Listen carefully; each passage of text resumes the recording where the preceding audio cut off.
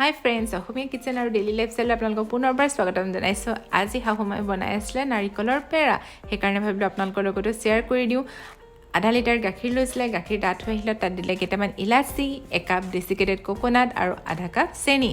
এতিয়া গোটেইখিনি ভালদৰে মিহলাই লৈছে। মিহলাই যেতিয়া অলপমান ডাঠ হৈ আহিছে আৰু ইয়াত দিছে একাপ পাউডাৰ গাখীৰ। আপোনালোকে যিকোনো ব্ৰেণ্ডৰ পাউডাৰ গাখীৰ ইউজ কৰিব পাৰিব। এতিয়া ভালদৰে মিহলাই গোটেইখিনি গাখীৰখিনি শুকাই নোযোৱালৈকে ধুনীয়াকৈ মিহলাই থাকিব। আৰু এয়া গাখীৰখিনিও শুকাই গৈছে, ডাঠ হৈ আহিছে, এয়া ৰেডি হৈ গ'ল। আৰু এতিয়া এখন প্লেটত অলপমান ডেচিকেটেড কোকোনাট উলিয়াই লৈছে আৰু এতিয়া ধুনীয়াকৈ পেৰাকেইটা বনাই লৈছে। আৰু বনাই যিহেতু এইটো নাৰিকলৰ পেৰা গম পাব লাগিব নহয় জানো, সেইকাৰণে আৰু দেখিবলৈও ধুনীয়া হ'ব লাগিব, সেইকাৰণে ওপৰত অলপমান ডেচিকেটেড কোকোনাট সানি দিছে।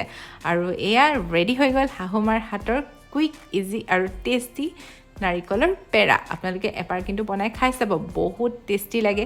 মোৰ